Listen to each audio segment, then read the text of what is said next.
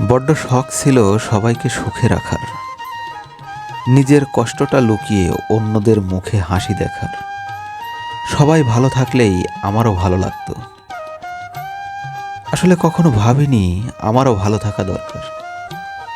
আমি সবার কথা শুনেছি, সবার পাশে থেকেছি, কিন্তু নিজের কথা কাউকে কখনো বলিনি। হুঁশ তো তখনই হলো যখন খারাপ সময় এলো। সেদিন পাশে তাকিয়ে দেখি আমি বড় একা। যাদের জন্য নিজের এত কষ্ট চেপে রেখেছিলাম, তারাই তখন ব্যস্ত, কেউ সময় পায় না, কেউ খোঁজও নেয় না। সেদিন বুঝলাম সবাইকে সুখে রাখতে গিয়ে নিজেকেই ভুলে গেছি। কাঁদবার সময় কাঁধ ছিল না, তবু নিজেই নিজেকে সামলালাম।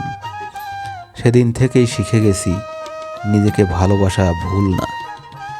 সবাইকে বাঁচাতে গিয়ে নিজেকে হারানোটাও ঠিক না। আজও মানুষকে ভালোবাসি, কিন্তু নিজেকে বাদ দিয়ে না।